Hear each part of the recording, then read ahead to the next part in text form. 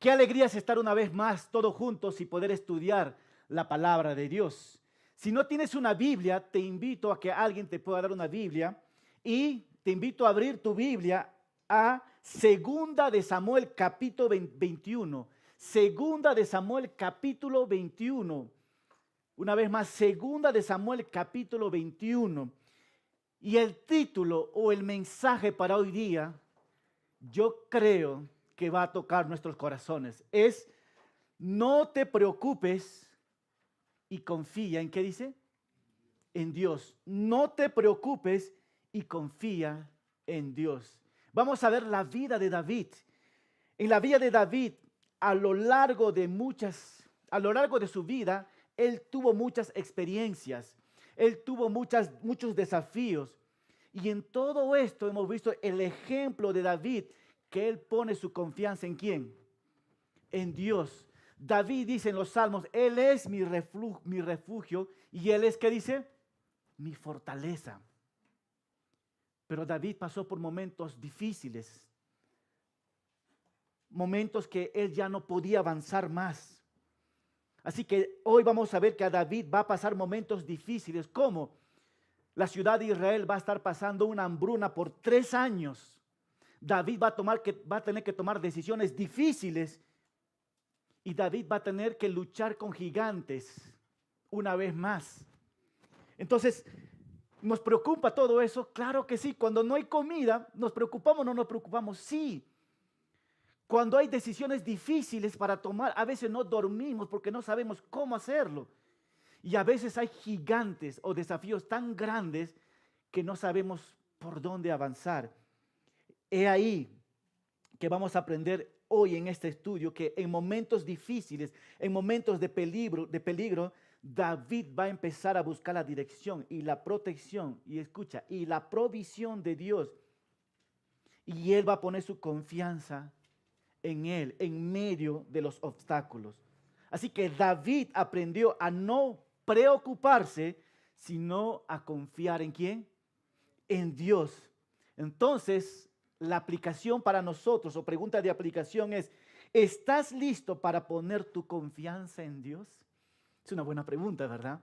¿Estás listo para poner, qué dice?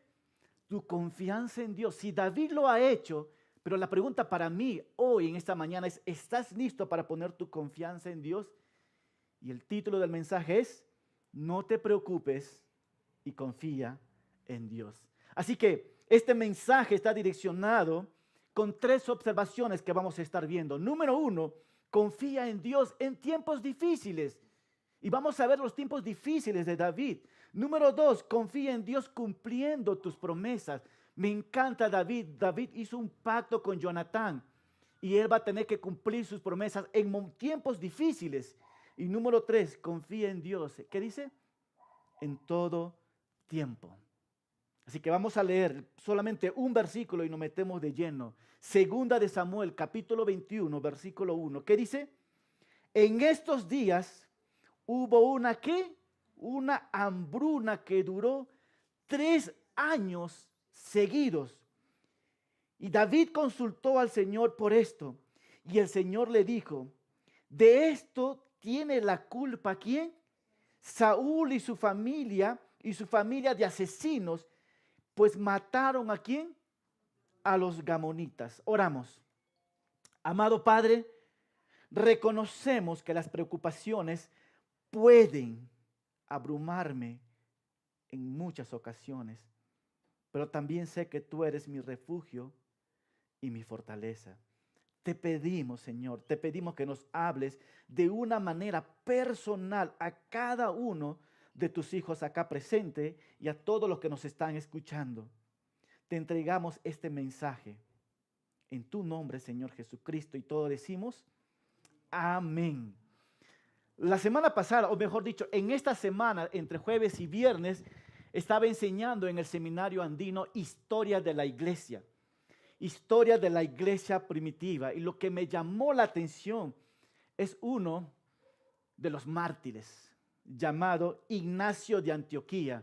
Murió en el año 108. En su muerte, nos cuentan la historia, Él murió en el Coliseo romano. Cuando, cuando sacaron a él porque para los romanos era algo impresionante ver a una persona y de hecho a un cristiano ser comido por los leones. Y los romanos aplaudían todo este evento bochornoso, ¿verdad? Pero nos cuenta la historia que Ignacio estaba de miedo, que cuando abrieron las rejas, él decía, Señor, ayúdame, ayúdame. Estoy tremendamente preocupado. Dice que cada vez que él daba un paso, Señor, ayúdame. Y él sentía en su corazón que el Señor le estaba ministrando, diciendo, no te sino ocúpate en mí. Y él ponía su confianza en Jesucristo, miraba la cruz y cada vez que él daba un paso, oraba y decía, Señor, cada paso que doy, estoy confiando en ti.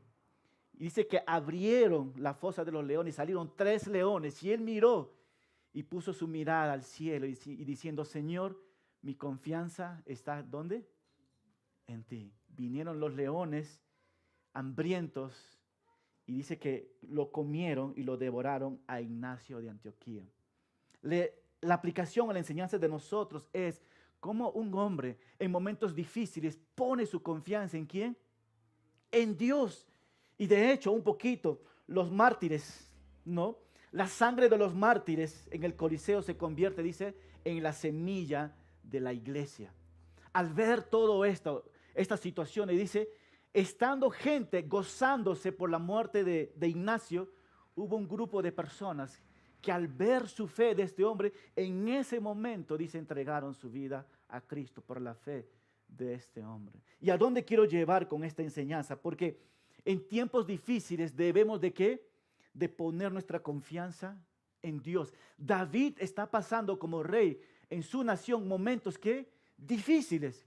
Nos dice las Escrituras, en esos días hubo una hambruna que duró 3 años seguidos. Qué difícil, ¿verdad? Nosotros en la pandemia, ¿cuánto tiempo estábamos? Como que luchábamos por un área, que a veces no había comida y todo eso. Momentos difíciles, ¿verdad? En un sentido, el pueblo de Israel estaba pasando por estos momentos duros y por momentos difíciles. Nos dice que hubo una hambruna en toda la tierra de Israel.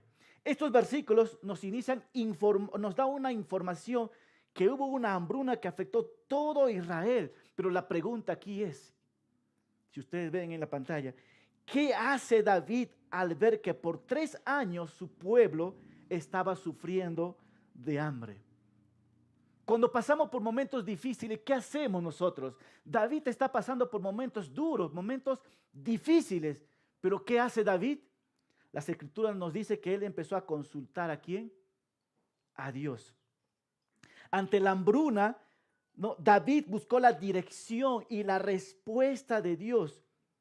David, en lugar de buscar sus propios recursos o buscar otros tipos de consejo, David buscó el consejo ¿de quién? De Dios. Este acto que David hace me muestra la dependencia de David ¿en quién? En Dios. Esto también me muestra que David está queriendo buscar la voluntad de Dios en medio de ¿qué? De sus dificultades. Son 3 años, son momentos difíciles.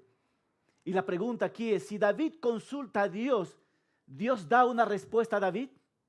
Sí, Dios le dio la respuesta. Dios revela la causa de la hambruna a David. Dios le dice, mira, ¿sabes qué, David? La razón por la que ustedes están de hambre es por una consecuencia de una acción que tomó ¿quién? Saúl. Una acción en el pasado que está trayendo ¿qué? Problemas en el presente. Entonces, por tus decisiones pasadas, muchas veces nosotros en el presente pasamos consecuencias. La pregunta es, ¿qué tiene que ver Saúl con David, con las decisiones de Saúl que trae un efecto en la vida de David, ¿no? O en la nación. Pero eso es lo que está pasando en estos momentos. La pregunta para nosotros es esto. Viendo esta historia, ¿cómo esta verdad aplica a mi vida ahora? Estos primeros versículos nomás. ¿Cómo esta verdad aplica a mi vida ahora? Así que quiero que veas esto. Número uno, en momentos difíciles, busca a Dios en tus tiempos de dificultades.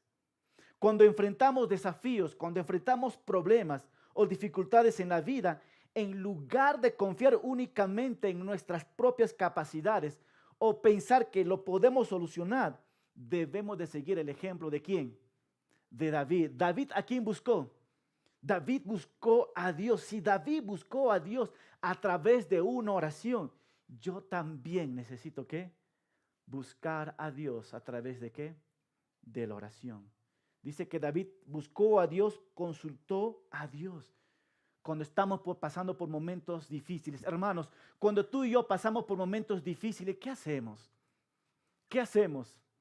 Un grupo de personas se mete en el cuarto y se pone por un mes o por 2 meses y no sale, ¿verdad? Un grupo de personas trata de buscar consejo por la comadre, por el compadre y todo esto, ¿no? Pero el mejor consejo que puedes encontrar en la iglesia es que tu mirada esté puesto ¿en quién?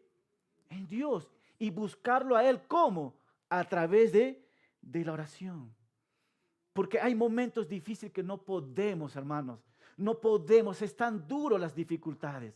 Ya no podemos, hermanos, no encontramos soluciones en ningún lugar. Y nuestro corazón, ¿cómo está? Latiendo a 1000 por hora. Entonces, hermano, cuando te sientas abrumado por la vida, recuerda que Dios está esperando escuchar tu voz. ¿Cómo? A través de la oración.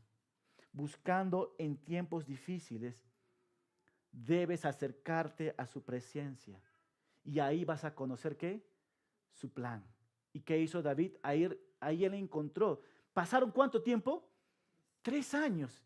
Y David no sabía cuál era el motivo. Y después de 3 años, puso su mirada en el Señor y el Señor le dio la respuesta por esta razón. Y a lo mejor tú estás luchando en estos momentos y tú no sabes, no sé por qué me están pasando estas situaciones y a lo mejor estás 1 año. Te queda 2 años más, ¿verdad? No espere 2 años más. Pon tu mirada en el Señor y a lo mejor Él tiene la respuesta, el por qué. El por qué. Y el Señor le mostró por la consecuencia de un pecado que Saúl cometió. Por eso estaban pasando hambre 3 años. Eso es una vez más. Número 2, reconocer las consecuencias de nuestras acciones. Una vez más, la hambruna en la tierra de Israel se debió a las acciones pasadas ¿de quién? De Saúl. En este versículo realmente nos recuerda la importancia, hermano, de considerar las consecuencias de nuestras acciones y nuestras decisiones personales. Cada decisión, hermano, trae ¿qué? Consecuencia. Cada decisión trae ¿qué? Consecuencia. Saúl, hace 3 años, hizo algo que no debería haber hecho y lo pasaron la factura más adelante. El pueblo de Israel estaba sufriendo por esas decisiones. Y yo no sé, a lo mejor estás aquí, hermano, que has tomado malas decisiones y estás pagando por esto. ¿Y qué debo de hacer? Número 3, el arrepentimiento y la corrección. Si descubrimos que nuestras acciones pasadas han causado dificultades o daños a otros, es importante que tú y yo recordemos nuestros errores y una vez que recordemos debemos venir a arrepentimiento y tomar medidas para poder corregir la situación. Hermano, no dejes que las dificultades te alejen de Dios. En lugar de eso, acércate más a Él. La respuesta a tus problemas no se encuentran en la calle, se encuentran en su presencia. Amén. La respuesta no se encuentra en la calle, se encuentra ¿dónde? En su presencia. Venir a Él.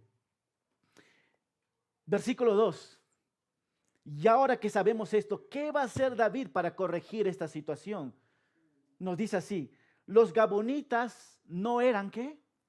Israelitas, sino un remanente de los amorreos. Pero los israelitas habían hecho un pacto con ellos. Sin embargo, en su celo por los israelitas y los de Judá, Saúl había procurado que matarlos. Por eso el rey David fue a hablar con ellos y le preguntó, ¿qué puedo hacer por ustedes? ¿Cómo puedo resarcirlos para que bendigan al pueblo del Señor?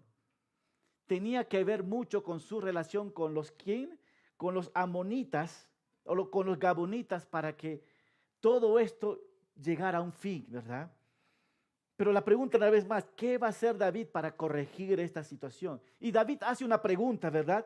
¿Qué puedo hacer por ustedes? ¿Con quién está hablando aquí David? Con los gabonitas, con el rey de los gabonitas. David sabía que tenía que hacer algo. Así que él va a iniciar tratando de buscar un acuerdo con los gabonitas. David sentía si los gabonitas podrían bendecirme, tendría yo que tener una reconciliación con ellos. Por eso David está buscando cómo puedo reconciliarme con ellos. Porque por si no hay una reconciliación con ellos, va a seguir un año más la hambruna. Versículo 4. Los gabonitas le respondieron. ¿Qué le respondieron los gabonitas? No me interesa, ¿qué? El oro y la plata de Saúl y de su familia, ni tampoco queremos que muera nadie en Israel. Pero el rey David insistió, pídenme, ¿qué dice? Lo que quieran y yo se los daré. David está dando un cheque en blanco para que ellos decidan.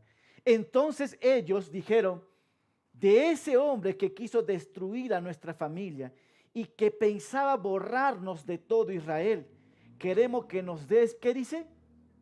7 de sus hijos. ¿Cuántos hijos? 7 de sus hijos. ¿Y qué queremos hacerlo con estos 7 de sus hijos? Queremos ahorcarlos delante del Señor en Gabaa de Saúl, el que fue elegido del Señor. El rey les dijo, ¿qué dice? Los tendrán. Bueno, en aquellos tiempos, la petición que daban los gabonitas era una consideración razonable, nos dicen los historiadores. En lugar del dinero o en lugar de hacer ojo por ojo, solo ellos pidieron justicia, dicen, ¿no? Y la justicia era a través de ¿quiénes? De sus descendientes. David dice que estuvo de acuerdo y él dijo, yo los daré. Entonces, ¿cuál es el primer paso que va a hacer David en los versículos que vamos a ver nosotros? Fíjate el versículo 7. Como David y Jonatán se habían hecho, ¿qué? Un juramento. En otras versiones dice un pacto. Como David y Jonatán se habían hecho un juramento delante del Señor, el rey perdonó ¿a quién? A Mefibosé. Paremos un momentito aquí. ¿Qué pidieron los gabonitas primeramente? ¿Cuántos hijos del rey Saúl? 7 hijos. Pregunta, ¿quién debería ser el primero en la lista? ¿Quién? Mefibosé debería ser el primerito en la lista. Ellos pidieron 7 y Mefibosé debería ser el primero. Y David sabía. La pregunta para nosotros es, ¿por qué David no entregó a Mefibosé? Y la respuesta está aquí, por un juramento que los dos amigos se hicieron. David y Jonatán eran ¿cómo? Eran causas. ¿Causacho es? Sí, ¿no? Huayquis, eran bien huayquis, gracias. Eran amigos que caminaban juntos, que se protegían unos a otros. Tan grande fue esta amistad que David le dijo, mira, si tú mueres delante de Dios, yo te juro que voy a proteger y cuidar a tus descendientes. Dijo David a Jonatán. Y Jonatán dijo lo mismo. Si tú mueres, David, yo procuraré cuidar tus descendientes. ¿Qué tal amistad, verdad? Dice que hicieron un juramento, un pacto entre los dos. Pero aquí David está pasando momentos, ¿qué? Difíciles. Tenía que tomar decisiones, ¿qué? Difíciles, sabiendo que Mefibosé debería estar en la lista. Pero David es un hombre de valor, es un hombre de compromiso, es un hombre íntegro. Y David va a cumplir su promesa. David es un hombre leal. David, una vez más, es un hombre íntegro. Sus valores fundamentales están bien cimentadas de David. Y me encanta que David va a cumplir su juramento, va a cumplir su pacto. ¿Cómo aplica esta verdad a nosotros? Hermano, esta verdad aplica en esto. Nuestras palabras es un reflejo de nuestro carácter. Nuestras palabras, ¿qué? Es un reflejo de nuestro carácter. David le dijo que va a cuidar ¿a quién? A todas sus descendientes. Y aquí David está cumpliendo o no está cumpliendo. Sí está cumpliendo David. Nuestras palabras es un reflejo de nuestro carácter. Cumplir nuestras promesas no solo es un acto de integridad, sino también es un testimonio de nuestra fidelidad a Dios y nuestra fidelidad a nuestro prójimo. Y eso es lo que vemos en David cumpliendo esto. Y la pregunta para nosotros, cuando nosotros decimos algo, ¿cumplimos? Yo creo que aquí luchamos mucho, ¿verdad? Luchamos mucho nosotros en estas áreas, con nuestros amigos, con nuestros prójimos y de hecho con nuestras esposas. Entonces nosotros debemos ser hombres íntegros, hombres de carácter con nuestras palabras. Pero ¿qué más podemos ver en esta historia entre David y Jonatán? Ellos tuvieron una buena o una mala amistad. Una buenísima amistad. Hermano, honrar las amistades y las relaciones especiales. David y Jonatán tenían una buena amistad. Esa amistad le generó, era una relación muy especial realmente. Hermanos, la relación entre David y Jonatán era tan especial, pero al mismo tiempo duraderas. En nuestras vidas debemos, hermanos, en nuestras vidas debemos valorar y honrar las relaciones que tienen significados en nuestras vidas. Y esto implica también, ¿sabes qué? Cuidar, proteger a nuestras amistades, incluso en momentos difíciles. Yo recuerdo o creo que cada uno de nosotros tenemos nuestros mejores amigos, ¿verdad? Que cuando están enfermos, no importa lo que tú estás haciendo, pero tú estás como, te vas. Si están en el hospital, tú estás ahí. Y la pregunta, ¿por qué tienes uno? ¿Por qué no tienes 2, 3 o 4, verdad? Deberíamos tener muchos y deberíamos realmente honrar nuestras amistades. La pregunta para nosotros, ¿cómo estamos honrando nuestras amistades? David está honrando la amistad de David al proteger ¿a quién? A Mefibosé. ¿Cómo estamos honrando nosotros nuestras amistades? Y quiero dejarte con esta pregunta nomás, ¿verdad? ¿A quién entonces? Si David no escogió a Mefibosé, entonces, ¿a quién escogió David? Vamos a leer el versículo 7 una vez más. Como David y Jonatán se habían hecho un juramento delante del Señor, el rey perdonó ¿a quién? A Mefibosé, el que era hijo de Jonatán y nieto de Saúl.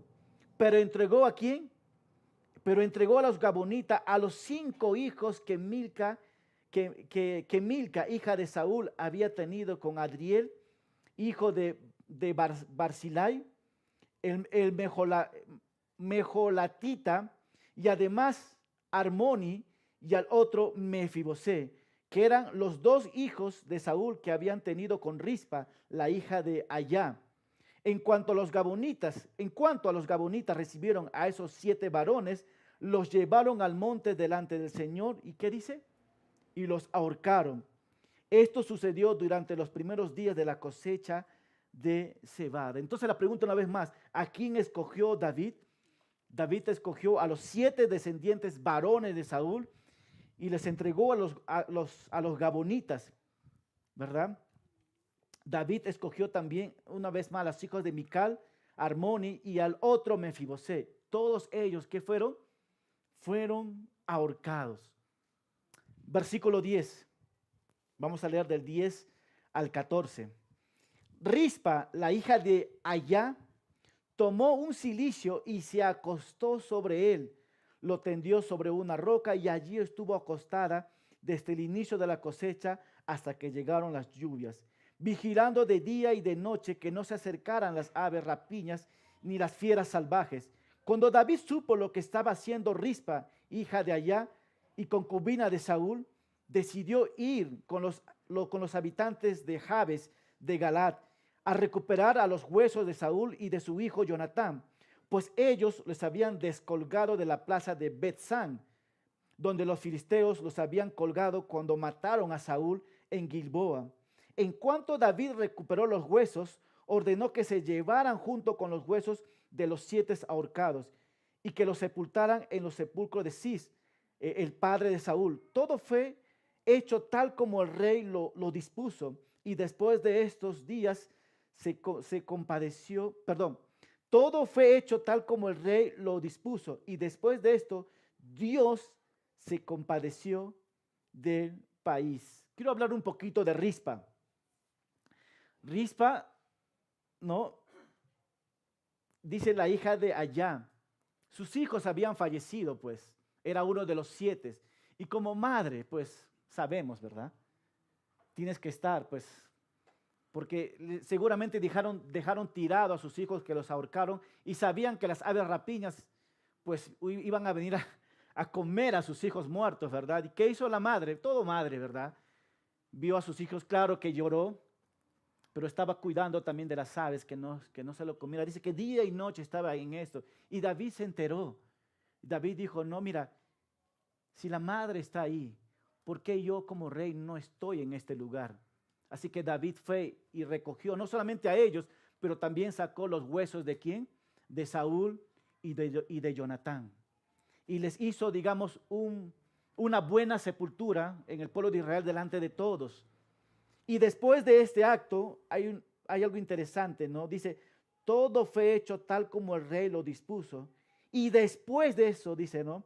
Dios, que dice, se compadeció del país. Quiere decir que ya pasaron, ¿qué? El hambre. Ya pasó todo esto. Pero aquí va a cambiar un poquito la historia, que es la tercera observación, la dependencia en Dios. Y antes de hablar de la dependencia en Dios, una vez más, ¿qué aplicaciones podemos ver nosotros en la vida de David? ¿No? Hemos visto en esta observación que David cumple su promesa, ¿verdad? Cumple su promesa. Y me hace recordar también, ¿sabes quién? A nuestro Señor Jesucristo. ¿Sabes cómo? Estaba con sus discípulos. Y el Señor llama a sus discípulos y les dice, ¿sabes qué? En muy pocos días yo voy a morir crucificado.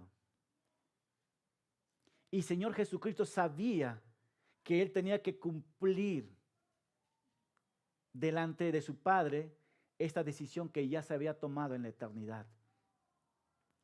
Nuestro Señor Jesucristo es una persona íntegro y Él cumplió esta promesa. Él fue a la cruz y murió, ¿qué dice?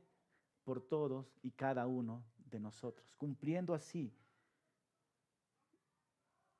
Y por eso, a raíz de esto, somos todos bendecidos, ¿verdad? La dependencia en Dios, hermano, que es la tercera observación. Y aquí es algo interesante, porque primero hemos visto la hambruna en la vida de David, ¿no? Él tenía que aprender a depender en Dios en momentos difíciles, ¿verdad? Luego, tomar decisiones difíciles, depender en Dios en tomar decisiones difíciles. Y la tercera es una dependencia en Dios de una manera total. Fíjate, versículo 15. Los filisteos volvieron a pelear ¿contra quién? Contra Israel. Así que David y sus soldados presentaron batalla contra los filisteos, pero él ¿qué? Él se cansó. Pregunta, ¿qué pasó con David? ¿Por qué se cansó? David tenía una gran enfermedad llamada cefuela. ¿Han escuchado ustedes esto? A ver, ¿cuántos doctores hay aquí? Una enfermedad llamada cefuela. ¿Puede repetir esta palabra? Cefuela. Una vez más, ¿cómo se llama? Cefuela. Se fue la juventud. Eso estaba pasando en David. David se cansó. Se cansó. Un gran hombre de Dios se envejece también. Hace 5 años tenía barbas negras. Ahora me tengo que rasurarme, tengo barbas blancas, pelo blanco. Todos nos envejecemos. Ya no somos como antes, ¿verdad?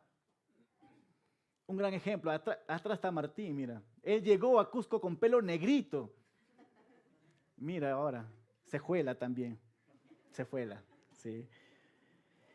Claro, un hombre de Dios envejece.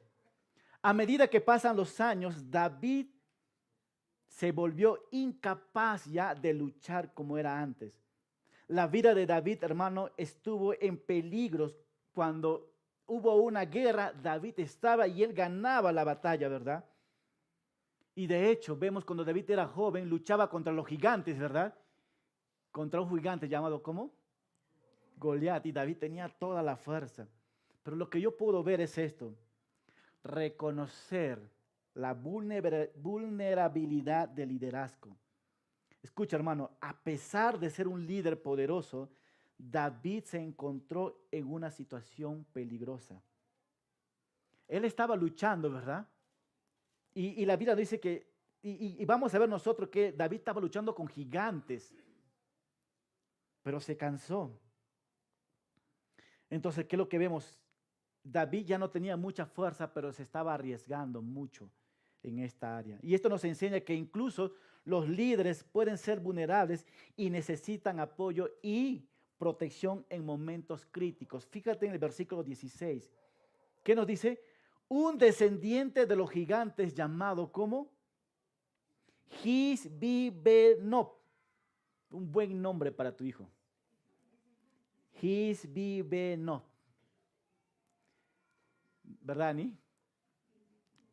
Hisbibenob. Dice que portaba una lanza de bronce de más de 30 kilos y llevaba una espada nueva al cinto y trató de matar ¿a quién? A David. Ok, paremos un momentito, hermano. David está peleando ¿con quién? Con gigantes. David ya no es joven, ya se juela a David esta enfermedad, la juventud, ya no es como antes. Pero David piensa, se considera joven todavía, pero ya no da el físico. Aquí está este gigante con una espada. ¿Cuántos kilos pesa esta espada? Mira, este púlpito pesa 25 kilos. ¿Quién cargó alguna vez este púlpito? Creo que Jonathan, que está ahí, le hizo sudar para llevarlo al frente. Pesa 5 kilos más, añádale. Así pesaba esta espada. Y esto pesa realmente. Mira, hasta mi hueso sale. Pesa. Y este gigante estaba cargando todo eso, 30 kilos. ¿Y cuál era la meta de este gigante? ¿Matar a quién? A David. Pero fíjate, versículo 16. Un descendiente de los gigantes llamado Hisbibendo, que portaba una lanza de bronce de más de 30 kilos y llevaba una espada nueva al cinto y trató de matar a David. Me encanta el 17. Pero Abisai, hijo de Zeruya, lo vio y fue en su ayuda e hirió de muerte al filisteo. Entonces los hombres de David le dijeron: de ahora en adelante, David, no volverás a salir con nosotros a la guerra. No vaya a ser que se apague la luz que alumbra Israel. Wow. ¿Qué podemos ver nosotros en esta historia? ¿Cuál fue el consejo del guerrero Abisai? Al rey David que se fue a la juventud. David, ¿sabes qué? De ahora en adelante no volverás a salir con nosotros a la guerra. Tú ya estás viejo, David. O sea, políticamente lo estaba diciendo así, pues. David, tú ya estás viejo, tu edad está avanzada. Es tiempo de la retirada. Ya no deberías colgar los chimpunes para los futbolistas, ¿verdad? Su época como guerrero había pasado. Chao, David, ya estás viejo. Ya no puedes más. Versículo 18. Tiempo después hubo en Gob otra guerra contra los filisteos. En esta guerra, Sibecai, el Usatita, mató a Saf, que era descendiente también de los gigantes. Y en otra guerra contra los filisteos, que se libró también en Gob, Elihanam, hijo de Yare Arguín, de Belén, mató a Goliat de Gat, cuya lanza pesaba lo que un rodillo de telar. 20. Después hubo otra guerra en Gat, donde había un gigante con 12 dedos en las manos y 12 dedos en los pies. También este descendía de los gigantes y se atrevió a desafiar el ejército de Israel, pero le dio muerte, ¿quién? Jonatán, hijo de Simea, que era hermano de David. Estos 4 hombres descendientes de los gigantes de Gad sucumbieron a manos de David y de sus siervos. Un momentito aquí. ¿Qué estamos viendo nosotros aquí? Después dice, ¿qué hubo? Hubo batallas. Y no era con cualquier persona, sino que, ¿qué dice? Con gigantes. David ya no podía matar, ¿qué? Gigantes. Entonces, ¿quiénes mataron a los gigantes? Sus propios soldados. Y nos da sus nombres: Sibecaí, Elihanán y Jonatán. Estos 3 hombres guerreros también mataron, ¿qué? Gigantes. A veces pensamos nosotros que solamente el rey David mató gigantes. No, la historia nos muestra que hubo otros hombres guerreros de David que mataron también gigantes. Entonces, ¿qué es lo que vemos nosotros en esta historia? Estos hombres eran realmente que hicieron hazañas heroicas, ¿verdad? Pero ¿qué enseñanza podemos ver aquí? Dios continúa levantando líderes. Cuando los líderes de la generación pasada desaparecen en escena, Dios levanta, ¿qué dice? Nuevos líderes para matar, ¿qué? Gigantes. ¿Y qué es lo que vemos nosotros? Hablando de líderes, liderazgo, ¿verdad? Me encanta. David como líder era un hombre que inspiraba a sus hombres a luchar valientemente. Y lo que me encanta de David, y de hecho John Maxwell en sus libros dice así: el liderazgo no se trata de posición, sino de influencia. Los nuevos líderes pueden impactar vidas de manera sorprendente si son hombres de influencia. Pero yo quiero añadir un poquito más. Para poder ser influencia, tú necesitas ser influenciado por alguien primero, ¿verdad? Estos hombres fueron influenciados por David. ¿Y quién era la influencia de David? Era Dios. Era Dios, ¿no? Hermanos, en nuestros tiempos, Dios está buscando nuevos líderes dispuestos a seguir su llamado. A mí también se me va a venir las cejuelas. Y Dios quiere levantar líderes, ¿de dónde? De su iglesia, de aquí, de este lugar. Dios quiere levantar líderes dispuestos a seguir su llamado y servir con humildad, ¿no? No importa cuán joven o nuevo seas en el liderazgo, Dios puede usar tu vida de manera poderosa, siempre y cuando tu corazón esté conectado, ¿a quién? A Él. Dios puede utilizar hombres y mujeres de influencia. Hermano, pregunta, ¿Cusco lo necesita esto? Alguien dijo, no, tenemos un gigante también en Cusco, pues. ¿Cuál será el gigante de Cusco? ¿No? Tal vez la religiosidad es muy fuerte, ¿no? Pero Dios quiere levantar estos nueva generación, nuestros hombres, mujeres, teólogos, me encanta esa palabra, ¿no? Que estén buscando más de Dios. Entonces, hermano, en conclusión en esto, vemos que los hombres de David ganaron la batalla contra los gigantes, pero David dependía ¿en quién? En Dios. Sus soldados dependían ¿en quién? En Dios. La dependencia en Dios, hermano.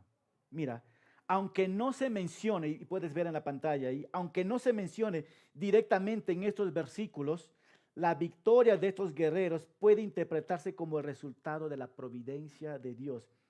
Esto nos recuerda la importancia de confiar en Dios en medio de nuestras luchas y desafíos.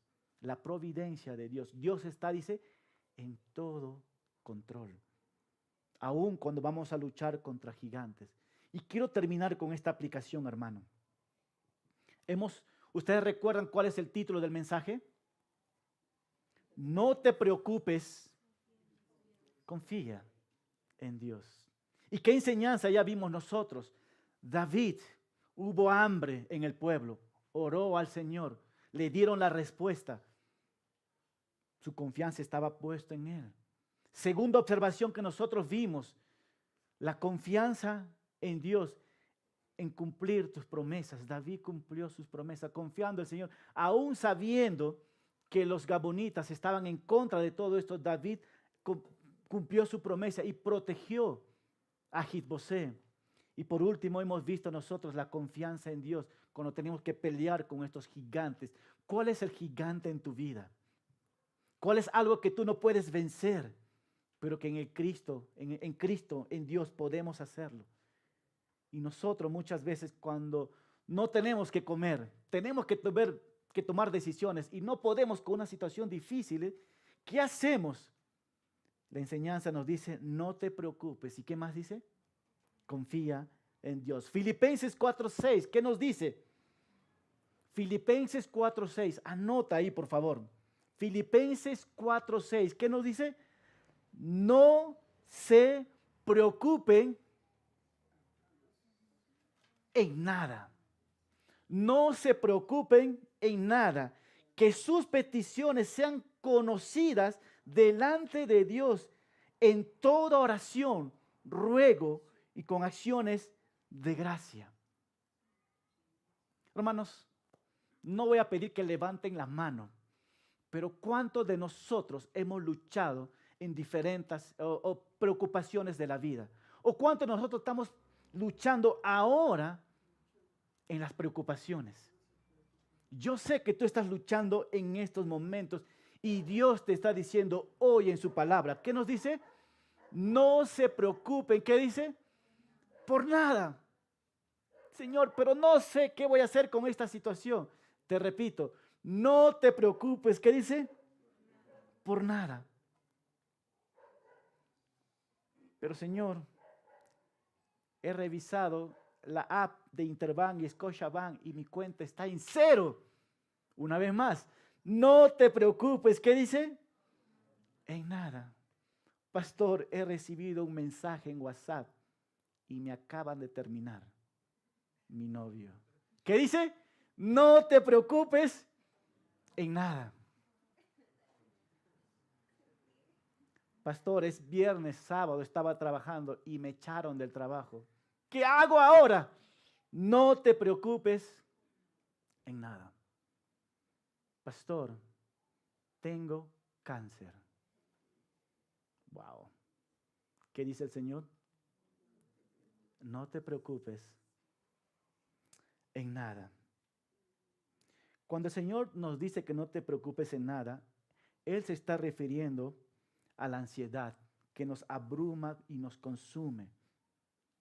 Él se está refiriendo al nerviosismo que nos ponemos, cuando nos preocupamos, cuando nos caemos en pánico. Hermano, este versículo se debe leer como un estímulo en que no debemos de preocuparnos. ¿Por qué? Porque tenemos a un Dios bueno que se preocupa por nosotros y por lo que estamos pasando. Fíjate en esto. Nunca antes en la historia se habían escrito tantos libros de psicología en nuestra época. Algunos de estos libros tratan de ofrecer cómo solucionar tus preocupaciones y cómo solucionar tu ansiedad. Y hoy la palabra de Dios a través de Pablo me dice que la mejor solución para el afán y la ansiedad es una relación correcta con Dios a través de, ¿qué dice? De la oración. El apóstol nos sugiere que en lugar de gastar tiempo en las preocupaciones, debemos pasar tiempo en, ¿qué dice? En la oración. Y la oración es una comunicación con Dios. Pablo dice, oren constantemente en ruego. La palabra ruego es pedirle directamente a Dios que haga algo. Por favor, Señor, haz algo. Y dice con acción de gracia, agradeciendo al Señor que aún en tu situación tú aceptas su voluntad, pero reconoce también que Él es bueno incluso en momentos difíciles. Y el Señor también nos dice que sean conocidos. Hermano, pregunta, ¿Dios conoce nuestras luchas? Dios lo conoce, pero Dios nos da el privilegio que nosotros hablemos de nuestras preocupaciones, nos abre la puerta Él. Que sean conocidos. Dios quiere que tus oraciones sean específicos. ¿Sabías esto? A veces nosotros estamos orando y estamos dando vueltas y vueltas y vueltas y nunca hay algo específico, ¿verdad? Fíjate, la oración de Ana, ¿cuál fue la oración específica de ella? Señor, quiero tener ¿qué? Un hijo. Su oración fue muy específico. Daniel, ¿cuál fue la oración? Señor, revélame lo que se viene en el futuro. Y el Señor lo reveló. La oración de Jesús por sus discípulos también fue específico. Señor, guárdalos también a ellos. Entonces, hermanos, sean conocidos nuestras oraciones. Seamos específicos cada vez que estamos orando con el Señor. Señor, ayúdame en esta área. No tengo que comer. Y seamos honestos con el Señor también, ¿verdad? Y el resultado de la oración, ¿sabes cuál es? Versículo 7. ¿Qué nos dice versículo 7? Me encanta esto. Y que la paz de ¿quién? No la paz del mundo. Yo no necesito la paz del mundo. Yo necesito, ¿qué dice? La paz de ¿quién? De Dios. ¿Y qué más nos dice? La paz de Dios que sobrepasa, ¿qué dice? Todo entendimiento. Guardará sus corazones. Ahí está tu ansiedad y tus pensamientos. ¿Dónde? Me encanta esto, en Cristo Jesús. Y la paz de Dios. Me encanta la paz de Dios. Que sobrepasa, ¿qué dice? Todo entendimiento. Y quiero terminar con esto, hermano. Y quiero invitar a los músicos. La paz de Dios que sobrepasa todo entendimiento. ¿Qué significa esto? La paz de Dios que sobrepasa todo entendimiento. Que nadie lo pueda entender. Si tú lo cuentas, cuando tú tienes esta paz, tú cuentas a la otra persona te mira y te dice, de verdad no lo entiendo cómo tú tienes paz. Porque ese entendimiento es una revelación a base de experiencia personal con Dios. ¿Alguna vez has pasado, has tenido la paz de Dios en medio de unas circunstancias difíciles? Deberíamos tenerlo. Hace 15 años murió uno de mis mejores amigos. De hecho, estaba viniendo a hacer misiones acá en Cusco. Hizo las misiones en Cusco y estaba regresando para Lima. Y tú sabes cómo es la carretera de Cusco a Lima, dando vuelta. Y en esa vuelta, el carro cayó y él murió. Yo me enteré, estaba viviendo en Venezuela. Y personas me contaron, la mamá misma, esa era una mujer de Dios, se puso en la puerta y con una sonrisa, todos entraban, ¿no? ¿Cómo lo llaman? Al velorio, amigos, entraban llorando y la mamá misma estaba con una sonrisa recibiendo y consolándoles a ellos, no lloren, la misma madre. Y todos se preguntaban, ¿cómo es que ella está, si su hijo estaba muerto? Y una respuesta que ella dijo, no, y la paz de Dios, que le sobrepasa todo entendimiento, la paz de Dios me guardó mi corazón y mis pensamientos que están en Cristo Jesús. Yo no sé en estos momentos, hermanos, una vez más, ¿cómo está tu confianza en Dios? Si estás viviendo una vida de preocupación, el Señor hoy día te ha hablado, no te preocupes en nada.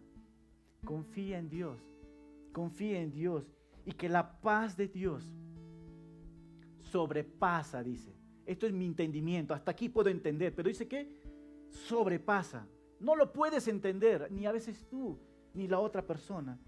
Él me va a guardar mi corazón con miedo y temor. Él me va a guardar mis pensamientos que tanto piensa lo malo. Y me va a dar una paz que sobrepasa. ¿Qué dice? Hermanos, dime una cosa. ¿Necesitamos esta paz de Dios? Levanten la mano nomás. ¿Necesitamos esa paz de Dios? Yo creo que sí. Y Dios hoy ha hablado a través de su palabra. Estas escrituras, hermanos, nos animan a confiar en Dios en lugar de preocuparnos. y buscar su dirección y ayuda en todo momento. La confianza en Dios, hermanos, nos brinda paz y fortaleza en medio de las circunstancias difíciles de la vida.